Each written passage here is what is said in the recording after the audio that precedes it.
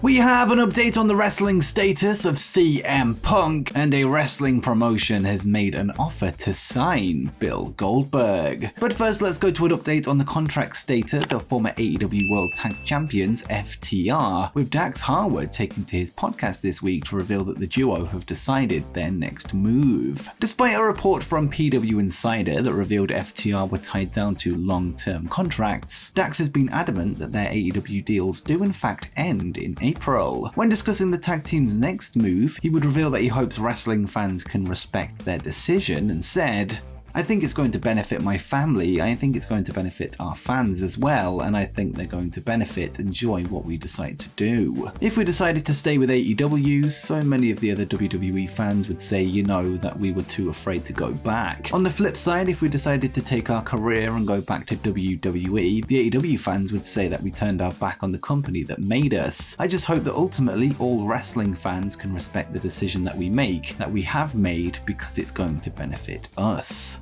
Now let's jump across to Japan and the finals of the New Japan Cup, which went down yesterday. The match would pit two recently repackaged stars up against each other, with a clean-looking Sanada taking on new Bullet Club leader David Finlay Jr. In the end, it was hometown boy Sanada that walked away with the win and the trophy in Nagata, with him now earning a title shot against Kazuchika Okada for the IWGP World Heavyweight title. The championship match will go down at Sakura Genesis on April 8th, which will be the Rainmaker's second defense of his current reign. The free agency market is hotting up right now, with many top stars available to sign for the top companies in the world. Well, we now have news of another name that's joined the free agents list, this time via Major League Wrestling. Popular YouTube interviewer turned MLW backstage correspondent and manager Alicia Atout would take to her Facebook page last night to reveal that she has requested and been granted her release from the promotion, and Alicia would write, "I'm officially a free agent. I've been granted my release from MLW. My time there allowed me to grow, be creative, and create some lifelong memories and friendships. I appreciate the opportunity and have so much love for that dope locker room. Life's constantly changing and I'm psyched for future adventures. Looking forward to my next chapter in wrestling." Last night on NXT, two WWE television debuts were confirmed for the upcoming Stand and Deliver pay-per-view. Recent debutant Dragon Lee was announced as one of the challengers for the NXT North American Championship next Saturday, handpicked by Wes Lee. Dragon joins JD McDonough and Ilya Dragunov, as well as Wes Lee himself, in the five-way match, with one spot left to fill. Whilst Dragon Lee has worked one NXT house show since joining WWE, this will be his first on-screen match. It was also revealed that Ava Raine, daughter of WWE legend The Rock, will also make her in-ring debut when she teams up with Schism teammates Joe Gacy, Rip Fowler, and Jagger Reed to battle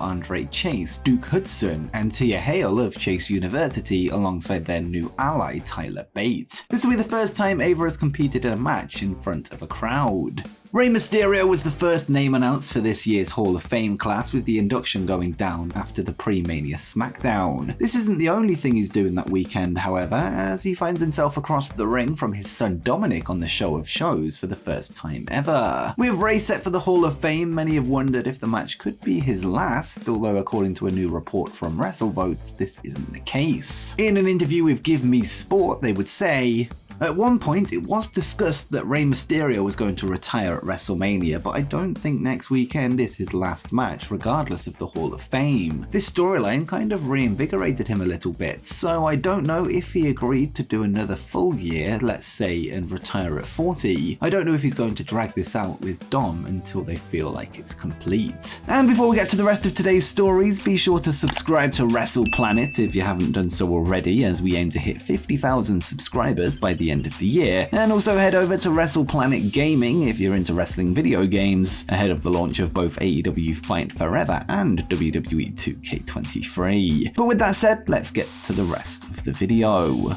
Stone Cold Steve Austin would make his long-awaited and unlikely return to action last year at WrestleMania 38, where he would defeat Kevin Owens, bringing an end to his 19-year retirement. Since then, reports have emerged that the Rattlesnake has turned down numerous approaches for a match at this year's show, with him never receiving the right offer. Speaking with Ryan Satin on the Out of Character podcast this week, Austin would open up about the road to his return last year, as well as the match itself, and said, "Well, part of the pitch was goes, I did start my career in Dallas, and for all these years to pass by to go back to Dallas, Texas, where it all started in Jerry Jarrett's house, aka AT&T Stadium, that's a huge building, and it would be an honor to play there, to work there, and so that was a big draw to start and finish in Dallas. I turned them down several times until they kept coming back with different creative. Kevin Owens was always in the conversation. I was down with that because I love that guy, he's awesome. On the inside, I was knocking his head off so many times because I didn't throw a punch in 19 years. I told him when we finished, I said, dude, I cannot believe you didn't give me a receipt out there. That's the good-natured heart of KO. He was thrilled to be out there and I was thrilled to be with him.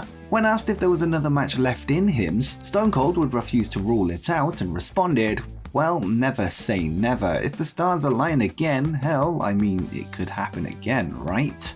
Next, let's go to an update on the status of CM Punk, who was the topic of conversation during a recent interview with Dax Harwood and Fightful that will be released later this week. The Second City Saint hasn't been seen in All Elite Wrestling since the infamous all-out media scrum and subsequent brawl with the Elite in September, with him having been out thanks to an injury sustained during the match with Jon Moxley that night. During the chat, Dax would admit that he has received heat within AEW for numerous episodes of his new podcast, particularly the debut episode which revolved around Punk. Harwood would add that he wanted the first episodes of the show to be about Punk in order to let people know the truth on the recent situation. Dax would go on to reveal that he speaks with CM Punk almost daily, and they often talk about the current wrestling landscape, as well as sharing the odd Bret Hart clip from time to time. Harwood would say that Punk has been reading Steve Kern's book and said that it's made him miss wrestling and that he still loves it, which could be a sign that he plans to return to the ring despite talk of the contrary. The report regarding the interview would conclude by saying Harwood is hopeful that CM Punk, the Young Bucks, and Kenny Omega and everyone involved can move past what happened at All Out, calling the backstage brawl a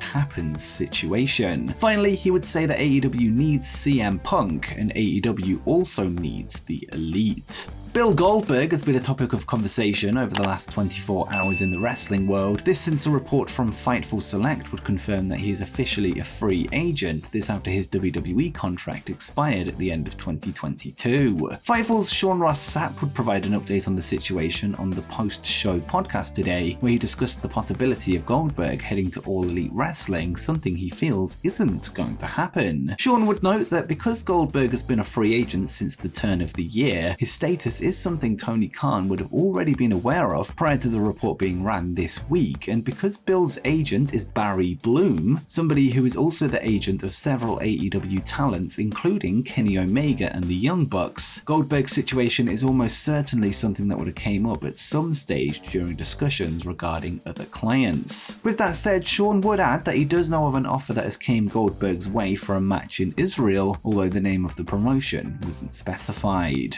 And before you go, make sure you check out the most improved superstar ratings in WWE 2K23.